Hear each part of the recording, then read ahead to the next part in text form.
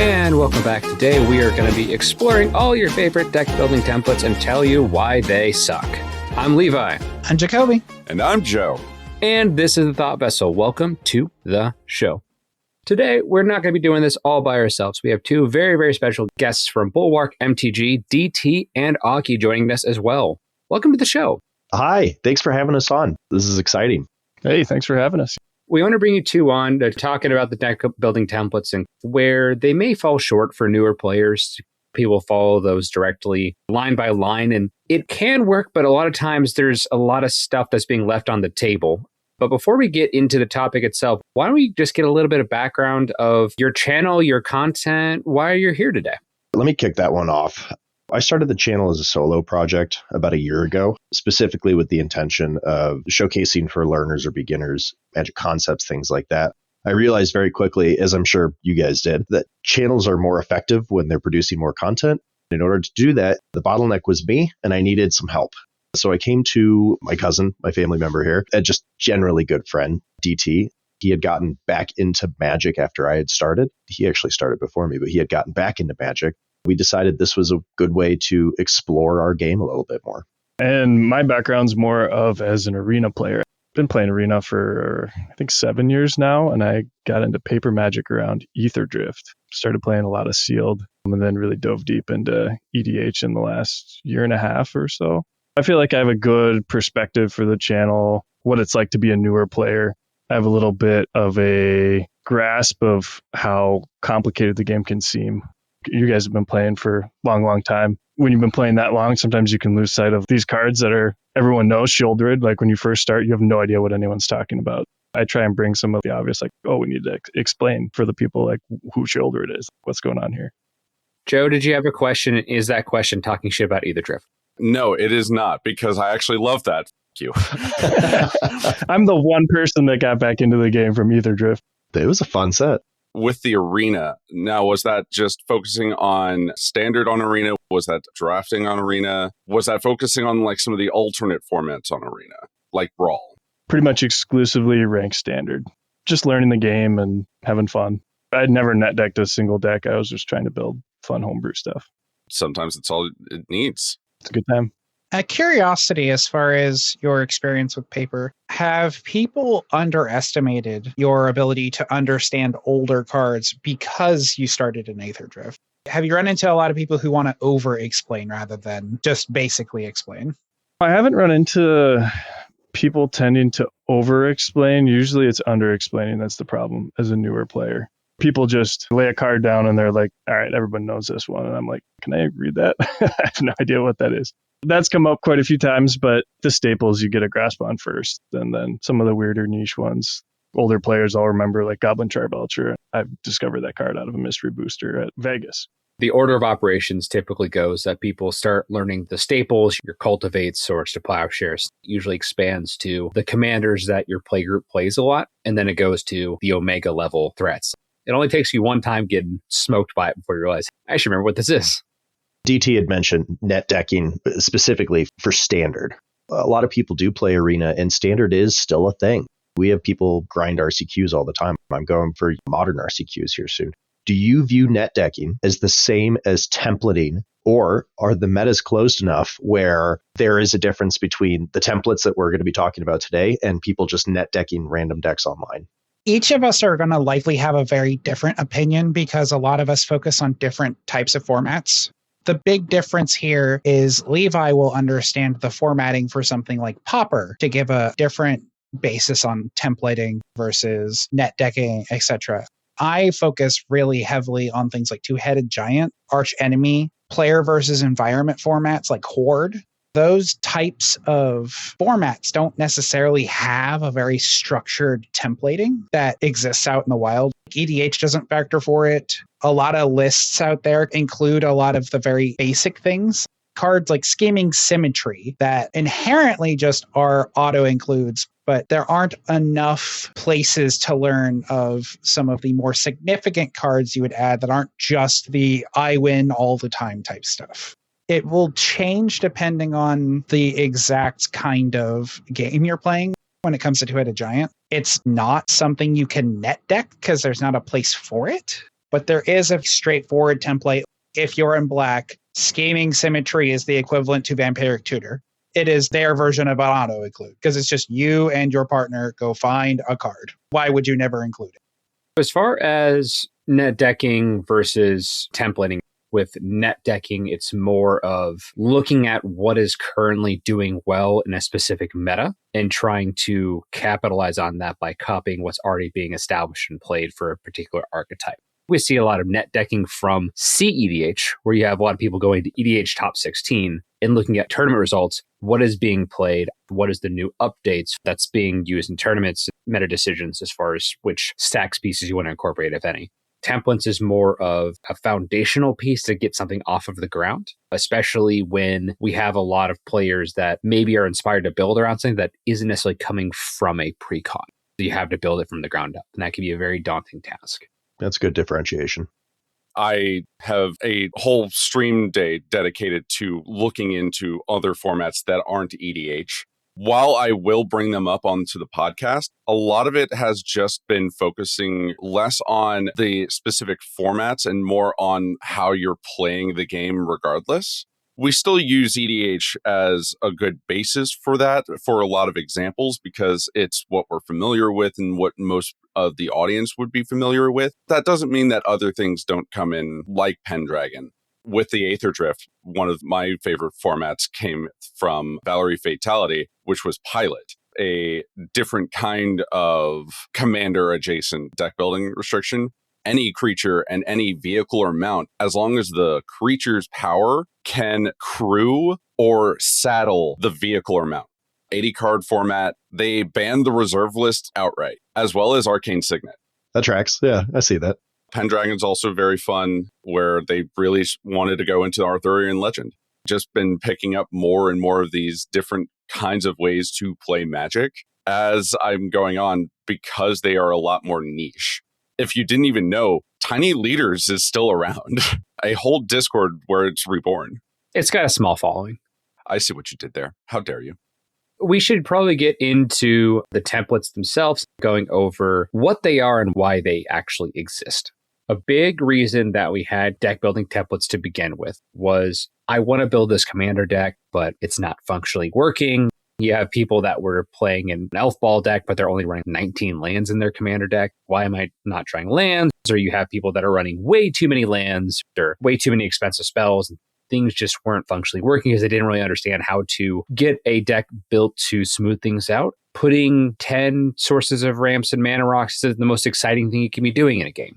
Do you know what else is exciting? Not getting stuck in top deck mode. It really just kind of depends on what you're trying to do. At that point, we started having different channels and blogs and content creators starting to produce templates. I think the most well-known is probably the Command Zone originally came out with a deck building template talking about 10 sources of card draw, 10 sources of removal. The original was 38 lands, and they went down and they went back up, 5 board wipes, and then a lot of cards that work with your theme. They are helpful to newer players because it gives you a general idea of what a commander deck is supposed to look like. There are some negative effects to that too, but when you look at building a deck, it's a nice thing to look at just to kind of get the ball rolling. A new legendary creature comes out, it's not going to be in a pre-con. I want to decide what this looks like. I want like a general idea of what the rough draft should be for this. Just to go back to that 19 lands, man, I didn't know that they were trying to do that RAL CDH deck as Elf Ball. That's crazy. It's interesting because decks are such a personal thing. Obviously, a template is an excellent place to start. And I'll say that with the bias, full well knowing that this is what our channel caters to. It caters to individuals who might not be as advanced to players or things like that. I have to step in the ring and say, templates are an incredible place to start. Channels that come out with them, like the Command Zone, if you guys ever choose to do it, we'll stand behind yours as well, is a great way to get players into an experience that you guys have experienced time and time and time again. This is your lived experience of what works for a deck. And I think that's an incredible option for newer players. The problem is, if you rely on that and you stop growing, that's when a template becomes a crutch. And there is a differentiation there. And when a template becomes a crutch, you stop having as much fun because you're not able to explore the game that you spend all this time and energy putting together. Templates eventually get bad, but at the beginning, it's probably the way to go for 99% of players that aren't coming from maybe another TCG. I mean, even players coming from a different TCG, because Magic is so unique in the way they use their resource system. Yu-Gi-Oh! Players don't have to worry about mana rocks and land drops or anything like that. They can just play their spells. Or past turn 1. That's where goldfishing really does help, because you can play the entire game in like 5 minutes. One thing I've noticed as someone who's recently started playing is the more I've built decks, I think it only took maybe 5 or 6 decks before I felt like I outgrew the templates. The templates were a great skeleton, great bones to start with. But as soon as I wanted to do something creative or interesting, I was basically throwing away the templates and using them more as like a check. I need about 10-ish to 15 sources of draw, and I kind of know that in the back of my mind. But if I have 20, I'm not going to lose sleep over it in certain decks. That does bring up a curiosity, because I haven't gotten to ask a lot of newer players, and Aether Drift is new enough. How adamantly, when you see something bare bones, do you end up slapping a bunch of staples into your deck? Is that something that tends to be an afterthought? Is it something you consider during the bones process? I don't know if I represent the majority of newer players, but personally, I try and avoid having my deck be full of staples as much as I can. I mean, there's certain cards like Psych Rift that are kind of irreplaceable for what they do. If you just default to all the staples constantly, you just end up with all your decks kind of feeling the same. In my Golbez deck, I have since I posted that deck list, Access Denied. A horribly inefficient spell. Doesn't really make sense in any deck other than Golbez and a few other artifact decks.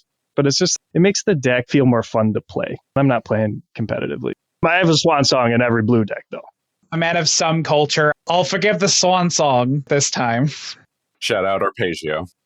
Do you think templates work more so for a specific commander type? There's a lot of different types of commanders out there, obviously, and there are much more generic commanders that allow you to play a generic deck. But then you have the opposite of that, purpose-built commanders that most players look at and go, I don't want to touch this with a 10-foot pole. Pretty much impossible to template for this guy. And it's obvious based on the text that he has. Do you think that's the case? Do you have commanders like, I could very easily pick up a template and drop this commander in there? And then commanders where it's the opposite. Pick up a template and you go, there's no way this is going to work for this boy. One, to touch on what DT said, specifically a lot of the decks that I have built with templates, I typically only go with the standards if there is nothing better synergy-wise with a commander. But to then roll that into your question, typically the template that I've gone with, a little hodgepodge of all of the different videos that Rebel has done based off of the different kinds of things you probably want to go with, has been good for the commander decks that I build. Her way of explaining it definitely made you think a little bit more of, does this commander need more card draw? Does it need more ramp? Do you need more lands?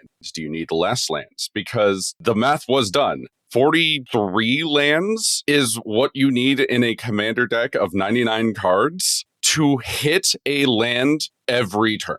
That's still gross to most people. That's when you modify that. That's when you start using either MDFCs to shore up your land count, or you use more utility lands.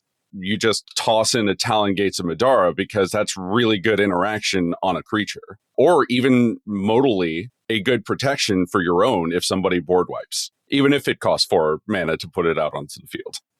To answer your question, Augie, as far as if there are certain decks that adhere better to templates, absolutely. The number one most effective place for this is with typal decks. When you talk to newer players, a lot of times, that's my Dragons deck, or that's my Angels deck. Oh, I want to build a Ninja deck, because these are very popular creature types. They're very thematic. They feel good. A lot of newer players like playing these types of decks. Where templates start falling short is when you get to other archetypes. A good example is I have a Vihan Goldwaker deck that wants to take all of my treasures and turn them into 3/3 assassins for the turn. And they can attack and they have vigilance and haste. That deck, if you look at it from like a fundamental perspective, it's probably running 30 plus ramp cards because you just want to make a bunch of treasure tokens. I'll have some cards that acquire lands and stuff in case a Vandal Blast happens, so I'm not like totally devastated. But the majority of the deck is either making treasures or doing something with treasures or keeping Vihan safe. When that deck gets played, it's going to throw the proportions of what is expected to happen with a commander template out the window. And I have other decks that are built around different synergies that do not have that same level of dedication towards something. I've got a deck that I recently built Ardbert, Warrior of Darkness, which was just a bunch of Silver Quill cards together. It's a little bit lighter on the ramp side because I just want to have a lot of card draw. I'm trying to play a black and a white spell or black and white spell every single turn to give all my creatures 2+2+ counters, vigilance, and menace. The curve is a lot lower than I would in another deck like this because all I want to do is just churn and burn. I'm trying to close the game out pretty fast. I don't need a ton of lands. I don't need a ton of ramp because I'm trying to go on the warpath. We're just going to keep going. In terms of categorizing the commanders that defy the templates, they fall into categories of, say, you're playing Baral, Chief of Compliance. You're going to have an insane amount of removal and interaction in that deck. And because doing the thing is one of the categories, it's going to throw off the whole template. The other category would be cards that are really unique or do weird things like Squee or something along those lines. On my end of it, I like to explore the frontier of cards and commanders that do not currently possess a good or strong template. A great example of this is Magar of the Strings. He's a 3/3 that has a activatable ability that turns an instant or a sorcery into a 3/3 face down as a creature. When you make contact with an opposing player, make a copy, put it on the stack. It's just a weird card in the sense of how it operates with the stack, where it casts from, how it does what it does. Because a lot of people would not know this. The spell, when you copy it, even though that is a creature on the field, is considered to be cast from the graveyard. Not something people really think about. There's also things that have to do with timing restrictions. It skips some of them and seems very straightforward.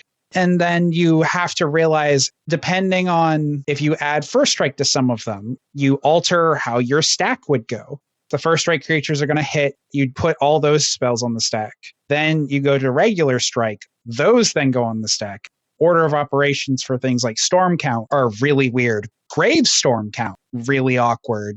It's just something that a lot of people haven't developed a template for because it's either not that popular or the learning curve isn't quite there. How would I know this if I didn't actively research it? Is that one of those decks where you carry around a printout of the layers so you can showcase exactly where you're sitting? Don't tempt him. No. I have a printout for it. Hold on, Jacoby, it didn't matter that it was with Magar. You just had that and you're like, oh, hey, did you want to know the layers? Here they are. Did you know if you imprison the moon on an animated blood moon, everything's really awkward for everyone who isn't me? Oh my God. You know how they say jazz music is music for musicians? Jacoby's decks are decks for deck builders. Jacoby and I are definitely birds of a feather on that one. That's why Jacoby got to try out my Fan Daniel deck in Vegas. A very interesting one that I did still work off of that same template, but by God was I just really hard into synergies. Put 53 instants and sorceries in that deck. I definitely like decks that do the Judge's Tower thing of, I'm going to make you question how the game works. Ice Cauldron is a beautiful card, and I refuse to bend my knee on this. This is the second time in just as many episodes, Jacoby. Stop it. No, I love my Ice Cauldron. We also have 3 different deck building templates going into the differences between the 3 and just why this might cause problems. We'll start with the most commonly referenced, I would say, of all the deck building templates, and it's the most recently updated Command Zone deck building template. The template goes as follows: 10 ramp, 12 card advantage, 12 targeted disruption, 6 mass disruption, 38 lands, and 30 plan cards. One thing to note is Rachel Weeks is pretty loose with the definition of targeted disruption and mass disruption. They would consider mass disruption something like a Bajuka Bach, where it's removing someone's entire graveyard. Of course, this is more than 100 cards, so they also talk about having cards that can fit multiple roles. This can be where a lot of MDFCs come into play or modal spells that can cover a couple things. One of my personal favorites is Lorna the Third Path. Enters the battlefield, you can remove target artifact or enchantment, and then you can tap it to have you and an opponent each draw a card. I do really like cards that let you have extra things in the game to make deals outside of I won't attack you and I won't remove your thing. It's a little bit easier to make deals and negotiate having those extra tools at the table. The other part of that is the overlap of the plan cards can be in those slots for your card draw, ramp, removal. If you're in an elf ball deck, some of your elves are just going to naturally become your ramp pieces. That's what a lot of elves do. Make mana, do bigger things. And there's something to be said about some cards are just going to fill both slots. It's awkward when you have to define if you have enough or too much when you have things that do multiple things. If you're on the creature plan and you have a Reclamation Sage, it's technically a body for the plan, but also a removal piece. I feel weird about putting it in both slots, but it's something that technically goes in both. There's lots of cards like this too. You battle Bywater, 3 mana, destroy all creatures of power 3 or greater, then create a food token for each creature you control. If you're in a foods deck, it's a fantastic card. You can make a bunch of food and then sweep the board at the same time. Fills in as a plan card and a mass disruption. One of the biggest things, and obviously the command zone, they have many individuals who are specific to the format. They know what they're talking about. But one of the things that doesn't get talked about in relation to this is how you have a life cycle of a deck. You have beginning, early game, mid game, and late game. More granularly, cards have a life cycle as well. And many cards, you can look at that and go, this is a great early game card, but it's dead late game. If you can minimize the amount of dead that you have, whether it's dead early game, dead late game, suddenly those cards filled all those roles that you're talking about. That inherently skews the numbers that they're trying to provide because you have to look at a card objectively in that realm. You guys have been specifically mentioning cards that do multiple things. Do you guys look at it in that way? This is an early game card that I can play on turn 2, or if I play it on turn 8, it still does something that I need it to do. That's why I really like cards like 3 steps ahead. If you draw it really early, you can still do something with it. It's a little bit inefficient, but if you draw it late, you're at least getting some value there. Cards like that are what make certain deck types possible because they fill so many of the roles at once. 3 steps ahead, it's card draw, counter, and if you're in a creature-based deck or an artifact deck, copy. That's such a flexible card. That's almost an auto-include in a lot of my decks, honestly.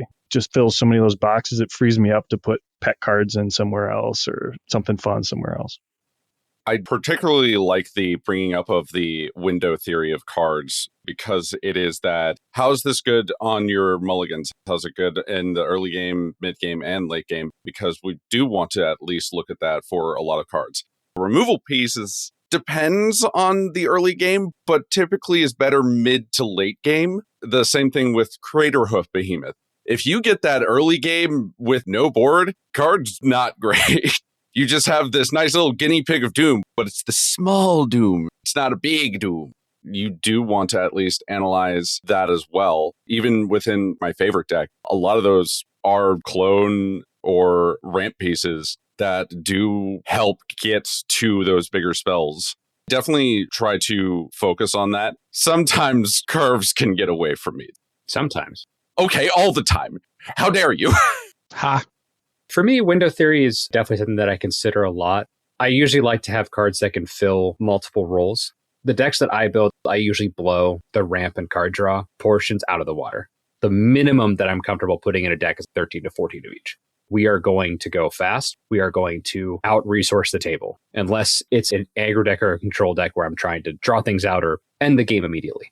Cyclonic Rift being a early game bounce somebody's piece while they're trying to go for a combo, or late game I can pay 7 mana to bounce everything. And I'm not afraid of using Cyclonic Rift early if I think I have the ability to work the rest of the table towards a victory that I'm trying to go for.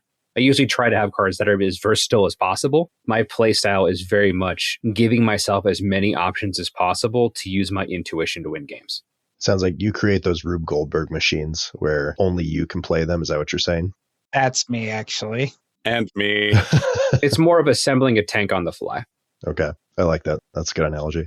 I'll run a lot of removal because you may not think it's good in the early game, but when you need it in the early game, it's fantastic. Every once in a while, someone ramps super hard and gets their commander out. Does anyone have any removal? I do. I'll take care of it. I kind of have a different build philosophy when it comes to this kind of idea. I'm very big into the spirit of an intent when it comes to things like this. For example, in my current play group of players, we have a distinct vendetta against the idea of having Soul Ring in your deck.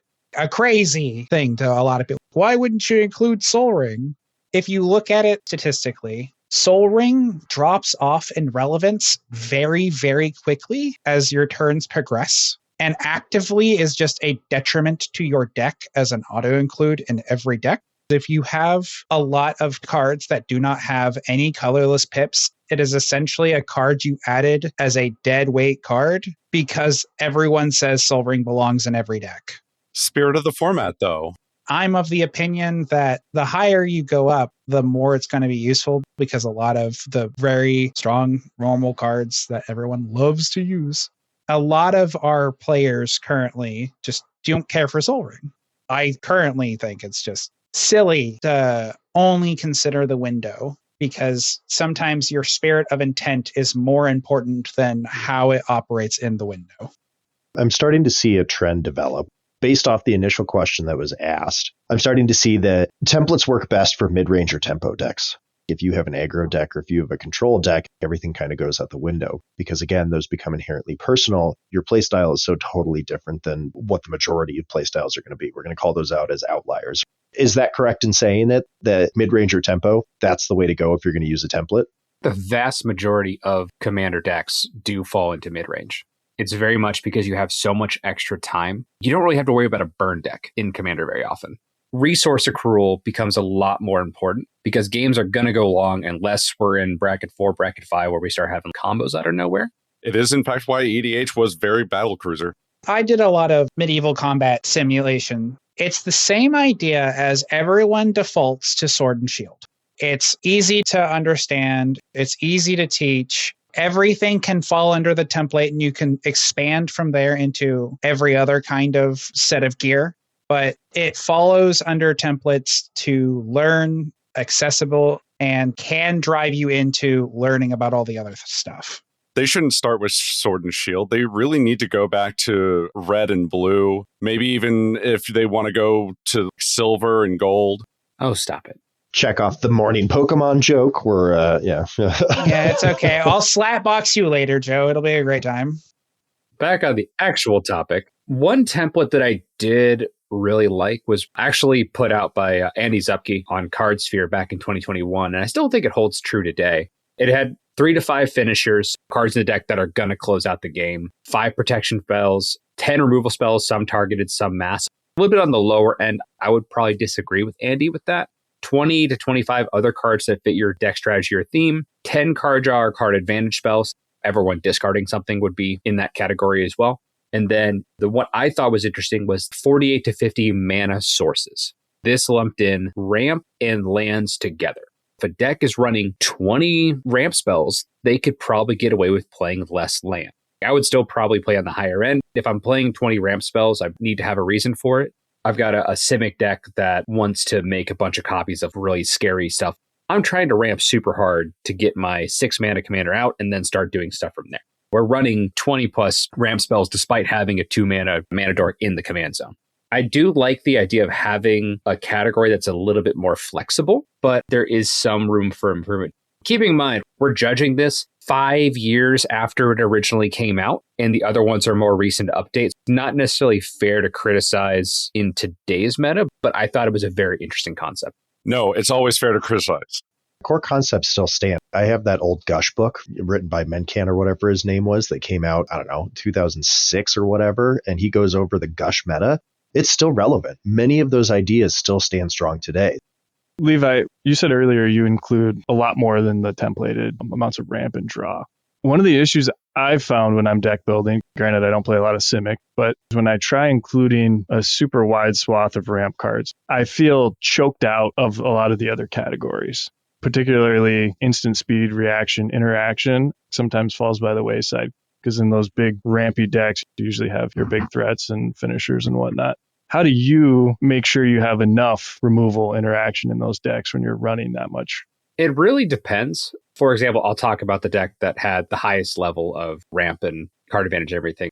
That's the Sixth Doctor and Susan Foreman. The Simic deck, it's all about casting things that are historic, which is artifacts or legends. I also have a lot of flash enablers, so I can cast one thing per everyone's turn to take advantage of that. The deck preys on spot removal. You will not have enough spot removal for everything I'm going to do. You just don't. A lot of it for me is finding cards that fit multiple roles. Cards that provide ramp and card draw together. A good example, in this particular deck, we have the Great Henge. Taps for 2 mana, gain 2 life. Every time you cast a creature, you're drawing a card. I'm cloning that, so I'm going to be drawing 2 cards every time I cast a creature.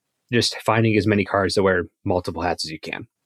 Sometimes when it comes to the idea of your ramp package, depending on your commander, it gets really awkward to consider your count. My passion project is Krark and Thrasios.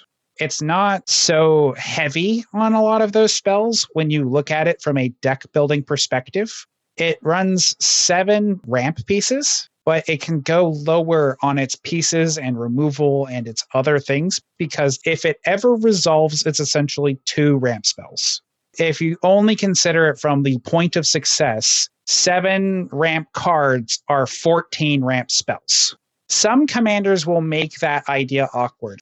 Any commander that lets you multicast a card changes your evaluation on how you view the amount of a card you have. It's interesting because there's so many if, ands, or buts here. And we keep on going back to all these if, ands, or buts. You get to a certain point and you start fractalizing templates. Instead of utilizing the whole template, I only look at the land portion of the template because my land base has gotten good enough that realistically, as long as I have a solid land base and a solid card draw selection, everything else I can just kind of wing it. I can vibe code the rest of the deck until I get it where I need to. I got a code deck over there that I've played no less than 100 plus times. And at this point, it is such a weird Rube Goldberg machine. It's got 28 lands. It's got 30 sources of card draw. It's one of those things where it works and it pops off, but it is by no means anywhere close to anything a template would say this is a reasonable deck. How many times are you playing these decks? My brother in gaming 28 lands is crazy, and I appreciate you for this. Yeah, and it works. But also just the comment of vibe coding a deck. Yeah. Listen, I'm here for it. Augie, you're spitting bars. That is my entire Krark and Thrasios deck. I will stand with you on this business. No, Jacoby, the vibe coding hits me hardest because that's how AI is being coding. That's why I was like, oh no, not vibe coding. We got 20 card sideboard and it comes in and out regularly. Sometimes you just got to feel it, and a template can only get you so far. That's the big issue with templates that I have. If you use a template, you're not going to build a bad deck. But if you're only using a template, you're probably not going to build a great one. Best example I have for this is the average shoe size across the planet is a size 9.5. If you went to a billionaire that's like, I want to put a shoe on every person on the world, logically, you'd say, well, if the average is a 9.5, we'll just get a bunch of size 9.5 shoes. That's not going to work for the vast majority of the population. I have a size 12. I'm sure there's people with a size 4, size 5s, etc. Everyone's shoe size is a little bit different. This could be the power level you're trying to play at, your deck building style, how you want to actually play the game, even just by the archetype. All these things are going to be different. You're going to treat these a lot differently. Templates are going to be a good way to get the ball rolling, especially if you're not really sure what you're doing. But we need to start asking yourself more questions about your decks versus just going off of a piece of paper. Yeah, I don't want to bind my feet to fit into a 9.5. That sucks. Give that baby a 9.5. I don't care that they're 2. A 9.5 it shall be. You make a really good point, though. And actually, that might be one of my favorite statements of the thing thus far is you won't build a bad deck with a template. I don't know if it's 100% true, but there's a really good point there. With a template, the floor of the crap that you can produce is significantly lower than it would be normally because you have these restrictions that you have to fall into. It's the same for lands. We've had that discussion. Does a land base increase the floor or the ceiling of a deck? It's safe to say if you're looking to give people shoes, you can give the most people size 9.5 and make them happy, regardless of if it works for everybody. By the way, nice subtle flex on the 12. I caught that. We're size 12s as well. I also would compare it possibly to the idea if everyone has a Honda Civic, not everyone's going to enjoy that car, but if it can swap out the parts, all the more reason to build it. We can get a little in the weeds as people that are really dialed into Magic, but there's a whole huge subset of casual players that mid-range template deck is all they really want to play. They don't need the one that works with crazy rules interactions or requires a judge every 10 minutes. A lot of people can just enjoy hanging out with their friends playing a templated deck, particularly if maybe they don't get to play that often and they don't need really complex stuff going on. They don't really value a super original deck build. They just want to hang with their friends. That's probably the best use case for a template like this. And you got to preface, that's not a criticism. Some guys, they work a 60-hour week. Redneck MTG, I'm sure he actually builds really, really good decks. His vibe strikes me as a guy who's like, I just worked a lot. I'm ready to drink beer and play a bracket 2, bracket 3 deck where I can just turn my brain off and swing bigly. And that's where we kind of get to where a lot of the templates really boil down to. They are an easy way for people to just be able to build decks. They are there for that purpose. Like you said, it isn't a criticism. We're busy people. Most people can't just sit down and build decks. Some people just need a little bit more help. And that's why we even promoted other resources for helping build decks like EDH Rec, like Strifefall. This is obviously part 1 of 2. Part 2, we're going to be actually talking about questions you can ask with building decks and how to expand that conversation. We'll go ahead and wrap up for this episode here. Any other closing comments? Obviously. We could have actually just been like, no, this is an entire criticism of the entire thing, and then had them been surprised. Oh no, they're talking about the templates again. But wait, this time it's good? Wait a minute. You're telling me there's salt in my pepper? What? We hit on my general conception of the place for these templates, and that's people that value just getting a game going and having a deck that meets a certain baseline. Once you're past that point, and a lot of players don't ever get past that point or don't want to get past that point. They're just playing for more as a social interaction than for trying to get in nitty-gritty of the game. But once you get past the point where you want to do something more unique or nuanced, that's where the template really kind of falls apart. And that's where you need to start striking out on your own. I don't have much more value to say than what DT just said. We're two sides of the same coin right there. But wait, if you're two sides of the same coin, doesn't that mean that you still have something else? Yeah, but I'm okay with not saying it for now. Well, it's a double-sided coin, actually. It's a double-sided coin, yeah. River Gambler. The Harvey Dent coin before it became modified. We do have a part 2. Well, this has been The Thought Vessel. Have a good morning, good afternoon, good evening, or good night whenever you're tuning in. Goodbye. Take care. Oh no, the robot. We're keeping it. That's a good way to get out of it. Just give me a good He-Man. He-Man! No, like Skeletor would say He-Man. Dastardly He-Man! Yeah, there we go.